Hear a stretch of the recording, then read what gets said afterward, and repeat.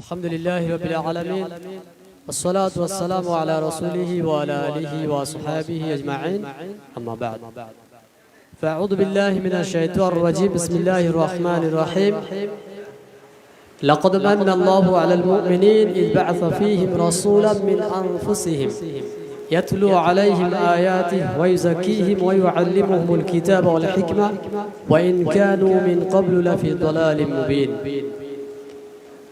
মহান আল্লাহ সুবহানাহু ওয়া তাআলার নিমিত্তে সমস্ত প্রশংসা জ্ঞাপন করছি, যার অশেষ নিয়ামতে অশেষ করুণায় আজকের আমি এবং আমরা এই স্থানে একত্রিত হতে পেরেছি, এজন্য বলি আলহামদুলিল্লাহ। অতঃপর আমাদের শেষ নবী শ্রেষ্ঠ নেতা রাসূলুল্লাহ সাল্লাল্লাহু আলাইহি ওয়াসাল্লামের প্রতি আল্লাহ সুবহানাহু ওয়া তাআলার পক্ষ হতে অসংখ্য দরুদ ও শান্তি বিবর্ষিত হোক। আল্লাহুম্মা সাল্লি আলাইহি আল্লাহুম্মা বারিক আলাইহি। আমি আমার বক্তব্যের শুরুতে একটা কথা বলবো, তা হচ্ছে যে এই মাদ্রাসা সালাফিয়া এটি হচ্ছে আমার জীবনের একেবারে প্রথম মাদ্রাসা। অর্থাৎ আমি যখন জীবনের প্রথম পড়াশোনা শুরু করব মাদ্রাসাতে, তখন এসেছিলাম এই মাদ্রাসাতে। তখন এই মাদ্রাসার কোনো বিল্ডিং এ ছিল না, শুধুমাত্র ছিল সামনে একটা বিল্ডিং, যার ছিল 3টা কামরা। ব্যাস 2012 কথা বলছি। তারপরে আজকের আমার এই মাদ্রাসাতে আসা, আলহামদুলিল্লাহ প্রথমে এসে আমার খুব ভালো লাগলো দেখে যে আল্লাহর অশেষ নিয়ামত অশেষ করুণা না থাকলে এত দূরে আমরা পৌঁছাতে পারতাম না। এটি অবশ্যই আল্লাহ সুবহানাহু ওয়া তাআলার দয়া, তার অনুগ্রহ। দ্বিতীয়, আমি এখানে যে বিষয়টি নিয়ে উপস্থাপন করতে চাই তা হচ্ছে আজকের বর্তমান পরিস্থিতি, গোটা বিশ্বের পরিস্থিতি এবং আমাদের মুসলিমদের অবস্থান কি হবে। প্রথমত আমরা দেখি পৃথিবীতে যখনই মানুষ কোনো অন্যায় কর্মে লিপ্ত হয়েছে, সমাজে যখন কোনো ধ্বংসাত্মক কর্ম ব্যাপকতা হয়েছে, সেই ক্ষেত্রে সমাজে সেই এলাকাতে বহু ধরনের শিক্ষিত মানুষ ছিল, আজকেও আছে। সমাজে দুর্নীতি, চুরি, আপনার অসামাজিক কর্ম, নোংরামি, জঘন্যতা, যা কিছু কর্ম হোক না কেন, প্রত্যেকটা সময় সমাজের শিক্ষিত মানুষরা ছিল, আজও শিক্ষিত মানুষরা আছে। তারপরেও কিন্তু এই সমাজকে শুদ্ধ করার জন্য, এই সমাজকে পবিত্র করার জন্য, এই সমাজের হাল ধরার জন্য কোন সময়ে কোন ব্যক্তি এগিয়ে আসেনি স্বার্থবাদিত। স্বার্থবাদিত কেউ এগিয়ে আসে না। সমাজকে পরিশুদ্ধ করার জন্য, সমাজকে পবিত্র করার জন্য, সমাজকে সুন্দর একটা রাস্তা দেখানোর জন্য, মানুষের সুন্দর একটা জীবন পরিচালনার রাস্তা দেখানোর জন্য দুনিয়াতে আমাদের সামনে কেউ এগিয়ে আসে না, শুধুমাত্র স্বার্থবাদিত। কিন্তু আমরা যদি লক্ষ্য করি নবী এবং রাসূলগণের জীবনী, আল্লাহ সুবহানাহু ওয়া তাআলা তিনি প্রত্যেকটা যুগে যুগে নবী এবং রাসূলদেরকে প্রেরণ করেছেন। তার উদ্দেশ্য ছিল যাতে করে মানুষ এক আল্লাহ সুবহানাহু ওয়া তাআলার ইবাদত করে, অর্থাৎ তাওহীদ ভিত্তিক জীবন যাপন করবে। এবং সেই তাওহীদ ভিত্তিক জীবন যাপন করবে কিভাবে? তা হচ্ছে নবীদের আদর্শকে ফলো করে। আর এই সিস্টেম যদি মানুষ অবলম্বন করে, তাহলে মানুষের জীবনে আসবে শান্তি, তাহলে সমাজ হবে পবিত্র, তাহলে দুষ্কৃতিকারীরা দূর হবে এবং সমাজের চুরি, রাহাজানি, দুর্নীতি দূর হবে। কি করলে? তা হচ্ছে এক আল্লাহ সুবহানাহু ওয়া তাআলার রাস্তাকে যদি আমরা ফলো করি। এবং এই রাস্তা বলার জন্য, এই রাস্তায় দেখানোর জন্য আল্লাহ সুবহানাহু ওয়া তাআলা তিনি যুগে যুগে নবী এবং রাসূলদেরকে প্রেরণ করেছেন। নবী এবং রাসূলদেরকে প্রেরণ করার মৌলিক কারণ কি? মৌলিক কারণ হচ্ছে মানুষকে দ্বীন শিক্ষা দেওয়া। তাহলে সমাজকে পরিবর্তনের জন্য, সমাজকে সুন্দর করার জন্য, সমাজকে শুদ্ধ করার জন্য আমাদের সর্বপ্রথম যেটা প্রয়োজন তা হচ্ছে শিক্ষার প্রয়োজন। তবে সব শিক্ষা সমাজকে পরিশুদ্ধ করতে পারে না, সব শিক্ষা সমাজকে সুন্দর করতে পারে না, সব শিক্ষা সমাজকে পবিত্র করতে পারে না। যার বড় প্রমাণ হচ্ছে প্রত্যেকটা সমাজে হাই পর্যায়ের শিক্ষিত মানুষরা থাকার পরেও সেই সমাজ অশুদ্ধ। তার মধ্যে একটা বড় দেশের কথা বলি, আমেরিকা।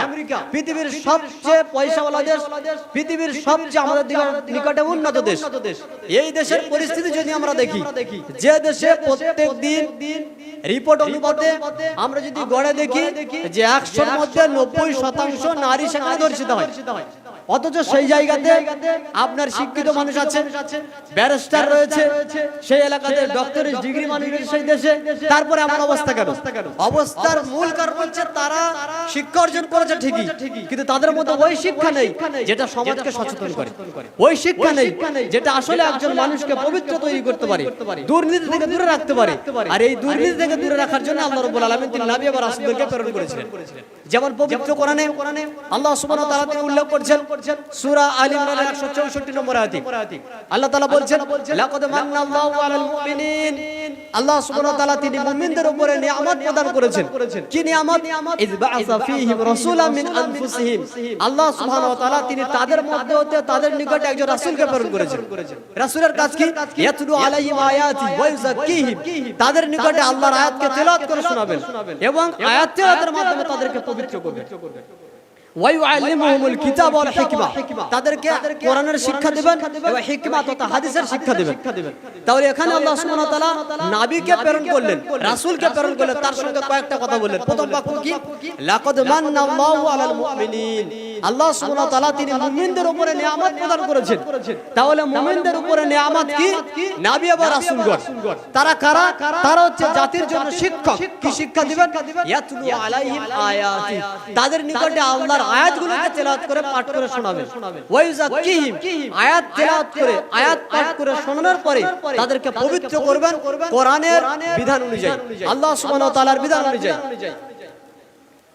এরপরে শেষের অংশে এসে আল্লাহ সুবহানাহু ওয়া তাআলা তিনি বলছেন ওয়া ইন কানু মিন ক্বাবলু লাফি যালালিম মুবিন, যদিচ এই জাতি ইতিপূর্বে ছিল গোমরা, তাহলে একটা জাতিকে পবিত্র করার জন্য, একটা জাতিকে শুদ্ধ করার জন্য, গোমরাহিতে থেকে তাদেরকে বাঁচানোর জন্য, সঠিক রাস্তা দেখানোর জন্য আল্লাহ সুবহানাহু ওয়া তাআলা যে পথ অবলম্বন করেছেন তা হচ্ছে প্রত্যেকটা যুগে নবী এবং রাসূলদেরকে প্রেরণ করেছেন।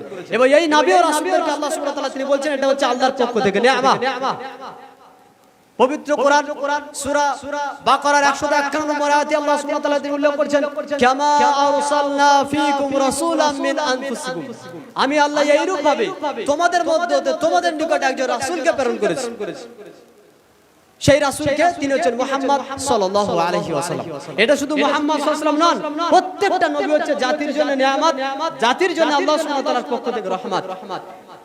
আজকের নবী আসবেন না, আজকের রাসূল আসবেন না, আজকে থাকবে কি? রাসূল সাল্লাল্লাহু আলাইহি ওয়াসাল্লামের দেওয়া সেই শিক্ষা, আল্লাহ সুবহানাহু ওয়া তাআলা দেওয়া সেই কোরআন, এই কোরআনের যে শিক্ষা, রাসূলের যে শিক্ষা, সেটা আমাদেরকে যদি গ্রহণ করা হয় তাহলে আমরা হব কি? জাতির জন্য নিয়ামত। সুতরাং আজকের যারা হকপন্থী আলেম, আজকের যারা সহি আকীদাপন্থী আলেম, আজকের যারা দ্বীনকে সঠিকভাবে গ্রহণ করেছে, দ্বীনের সঠিক ইলম অর্জন করেছে, এই সমস্ত কোরআন এবং সুন্নাহর ইলম অর্জনকারী আলেম হচ্ছেন পুরো জাতির জন্য নিয়ামত। জাতি যদি এই সমস্ত নিয়ামতগুলোকে সঠিকভাবে কাজে লাগায় তাহলে জাতির পরিবর্তন হবে। তাহলে জাতির কি প্রয়োজন? জাতির উচিত এই সমস্ত মাদ্রাসা, অর্থাৎ যেখানে কোরআন এবং সুন্নাহর জ্ঞান বিতরণ করা হয়, যেখানে কোরআন এবং সুন্নাহর জ্ঞান প্রদান করা হয়, সেই সমস্ত জায়গাগুলোকে মূল্যায়ন করা এবং যারা এই জ্ঞান নিজের মধ্যে রাখে, যারা কোরআন সুন্নাহর জ্ঞান অর্জন করেছে, তাদেরকে আমাদের মূল্যায়ন করা প্রয়োজন। কারণ এগুলো হচ্ছে আল্লাহ সুবহানাহু ওয়া তাআলার পক্ষ থেকে নিয়ামত। এই নিয়ামতগুলোকে যদি আমরা চিনতে না পারি তাহলে আমাদের জীবনের কোনো পরিবর্তন হবে না, সমাজের কোনো পরিবর্তন হবে না। যদি আমরা সমাজকে পবিত্র করতে চাই, আল্লাহ সুবহানাহু ওয়া তাআলার নিয়ামতকে আমাদের গ্রহণ করতে হবে। তা হচ্ছে পবিত্র কোরআন এবং রাসূলুল্লাহ সাল্লাল্লাহু আলাইহি ওয়াসাল্লামের আদর্শ। যদি আমরা নিয়ামতকে গুরুত্ব দিতে চাই তাহলে প্রত্যেকটা হকপন্থী আলেম এবং উলামাদেরকে আমাদের গুরুত্ব দিতে হবে, তথা তাদের নিকট থেকে দ্বীনের ইলম, দ্বীনের জ্ঞান অর্জন করতে হবে, যার সবচেয়ে বড় মার্কাজ হচ্ছে মাদ্রাসা। যদি আজকের আপনার সন্তানকে আপনি কোন স্কুলে পড়ান, সরকারি স্কুলে, আমি বলছি না আপনার সন্তানকে আপনি সরকারি স্কুলে পড়াবেন না, পড়ান, কিন্তু আপনি এই স্কুলে পড়ানোর পরে পূর্ণ মাত্রায় রাসূল সাল্লাল্লাহু আলাইহি ওয়াসাল্লামের দেওয়া আদর্শ, কোরআনুল কারীমের দেওয়া আদর্শ তার মধ্যে আপনি দিতে পারবেন না। 100% চ্যালেঞ্জ আপনার সঙ্গে আপনি দিতে পারবেন না। কারণ আজকের সমাজে যেভাবে করে মানুষকে নাস্তিকতা শিক্ষা দেওয়া হচ্ছে, এই শিক্ষাতে কি হচ্ছে, আপনার সন্তান যখন 21 বছর 22 বছর হয় তখন সে পাল্টা আপনাকে প্রশ্ন করে আল্লাহকে কেন বিশ্বাস করব যেহেতু আল্লাহকে দেখতে পাওয়া যায়। অথচ মানুষ ভালো করে বুঝে যে সব জিনিস চোখে দেখেও আমরা ঠিক মতো মানতে পারি না। কারণ আজকের বিজ্ঞান আবিষ্কার করছে আমরা যে আকাশে দেখতে পাচ্ছি সূর্য, সেটা পৃথিবীর থেকে 13 লক্ষ গুণ বড়, পৃথিবীর চেয়েও 13 লক্ষ গুণ বড়। কিন্তু আমরা যদি আপন চোখে দেখে সূর্য কত বড়, তাহলে একটা থালার মতো, তাহলে এখন আপনি কোনটাকে বিশ্বাস করবেন? যেটা চোখে দেখছেন সেটাকে বিশ্বাস করবেন, নাকি বিজ্ঞানী যেটা বলছে ওটাকে বিশ্বাস করবেন? সব জিনিস চোখে দেখে বিশ্বাস করাটা আপনার জন্য মূর্খতা। কারণ আপনার মধ্যে সেই যোগ্যতা নেই, আপনার চোখের মধ্যে সেই দক্ষতা নেই, আপনার চোখের মধ্যে সেই ক্ষমতা নেই যে ক্ষমতা দ্বারা আপনি আল্লাহকে দেখতে পান। কিন্তু আজকে আমরা আমাদের সন্তান সন্ততিকে যখন এইরকম স্কুলে পড়াই, তখন তারা কয়েকদিন পরে আমাকে ঘুরে প্রশ্ন করে যে আব্বা আল্লাহকে কেন মানবো? আল্লাহকে তো দেখতে পাওয়া যায় না। সুতরাং যে জিনিসকে দেখতে পায় না, যার কোনো অস্তিত্ব আমাদের সামনে নেই, তাকে আমরা বিশ্বাস করি না, বিদায় আমরা নাস্তিক। কেন তৈরি হয়েছে? আপনার সন্তানের মধ্যে আপনি সঠিক শিক্ষা দেননি, এই জন্য। অপরদিকে যারা মাদ্রাসাতে পড়াশোনা করছে, যারা কোরআন এবং সুন্নাহ পড়াশোনা করছে, তাদের মধ্যে আর যাই হোক এতটুকু অন্তত ভয় থাকে, যেটা হচ্ছে আল্লাহ সুবহানাহু ওয়া তাআলার দেওয়া নীতি, এটা হচ্ছে রাসূলুল্লাহ সাল্লাল্লাহু আলাইহি ওয়াসাল্লামের দেওয়া নীতি। সুতরাং আমরা আর যাই করে আমাদের এই দুইটা নীতিকে ফলো করতে হবে। যদি নীতি অনুযায়ী আমরা চলাচল না করি, তাহলে পরকালে আমাদেরকে জাহান্নামে যেতে হবে। এই ভয় করে কি করবে? চুরি থেকে বাঁচবে, দুর্নীতি থেকে বাঁচবে, মিথ্যা কথা বলা থেকে বাঁচবে, মানুষের টাকা আত্মসাৎ করা থেকে বাঁচবে, অনেক পাপ থেকে জাতি বাঁচতে পারে যদি সেই জাতির মধ্যে আল্লাহর ভয় থাকে, রাসূল সাল্লাল্লাহু আলাইহি ওয়াসাল্লামের আদর্শ থাকে। তাহলে আমাদের করণীয় কি?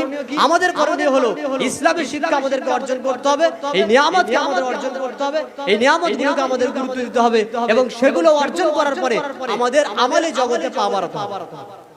সহিহ বুখারীর মধ্যে উল্লেখ করা হয়েছে, সামরা বিন জুনদুব রাদিয়াল্লাহু আনহু বলছেন, রাসূলুল্লাহ সাল্লাল্লাহু আলাইহি ওয়াসাল্লাম তিনি প্রত্যেকদিন ফজরের সালাত আদায় করে আমাদের দিকে ঘুরে বসতেন এবং জিজ্ঞাসা করতেন, তোমাদের মধ্যে কি কোনো ব্যক্তি আজকের স্বপ্ন দেখেছো? আমরা যদি স্বপ্ন দেখে থাকতাম, রাসূল সাল্লাল্লাহু আলাইহি ওয়াসাল্লামের নিকটে বর্ণনা করতাম, রাসূল সাল্লাল্লাহু আলাইহি ওয়াসাল্লাম তিনি আমাদের নিকটে যে স্বপ্নের ব্যাখ্যা দিতেন। একদা রাসূল সাল্লাল্লাহু আলাইহি ওয়াসাল্লাম প্রশ্ন করলেন, তোমাদের মধ্যে কি কোনো ব্যক্তি আজকের স্বপ্ন দেখেছো? আমরা বললাম, না ইয়া রাসূলুল্লাহ, আমরা আজকের স্বপ্ন দেখিনি। তখন রাসূল সাল্লাল্লাহু আলাইহি ওয়াসাল্লাম বলেন, শোনো, আমি আজকের একটা স্বপ্ন দেখেছি। এই স্বপ্নের বিস্তারিত হাদিস রাসূল সাল্লাল্লাহু আলাইহি ওয়াসাল্লাম তার একটা অংশ বললেন যে এক শ্রেণীর মানুষকে মাথায় করে পাথর মেরে মাথাকে ফাটিয়ে দেওয়া হচ্ছে। আমি রাসূল সাল্লাল্লাহু আলাইহি ওয়াসাল্লাম প্রশ্ন করলেন, এরা কারা? তখন দুইজন ব্যক্তি বললেন, জিবরাইল এবং মিকাইল, যে এই ব্যক্তিদের মধ্যে একজন ব্যক্তি হচ্ছে যে ব্যক্তি কোরআন এবং সুন্নাহর জ্ঞান অর্জন করেছে, কিন্তু ওই ব্যক্তি আমল করত না এবং সেগুলোকে পরবর্তীতে পড়াশোনা করত না। তাহলে এখান থেকে কি প্রমাণ হচ্ছে? আপনি আমি দ্বীনের জ্ঞান অর্জন করে যদি আমল না করি, তাহলে বারজাখী জিন্দেগিতে শাস্তি আছে, জাহান্নাম তো হবেই। এটা বারজাখী জিন্দেগি, মানে কবরের শাস্তি। যদি আপনি আমি দ্বীনের জ্ঞান অর্জন করে আমলি জগতে না নামি, তাহলে আমাদের বিপদ আছে কোথায়? মারা যাওয়ার পরে বারজাখী জিন্দেগি। আহমদ বিন হাম্মাল রাহিমাহুল্লাহর বিষয় আসছে, তিনি কোন হাদিস নোট করতেন না যতক্ষণ পর্যন্ত না ওই হাদিসের প্রতি তিনি একবার অন্তত জীবনে আমল করে দেখাতেন। অর্থাৎ হাদিস তিনি নোট করার পূর্বে তার প্রতি আমল করতেন। তাহলে আমাদের প্রয়োজন আলেম ওলামার জন্য কি? আমরা দ্বীনের জ্ঞান অর্জন করব, তদনুযায়ী আমল করব, আমাদেরকে থেকে জাতি শিখবে, আমাদের থেকে জাতি সেই নিয়ামত গ্রহণ করবে, যেটা হচ্ছে দ্বীনের ইলম, দ্বীনের জ্ঞান।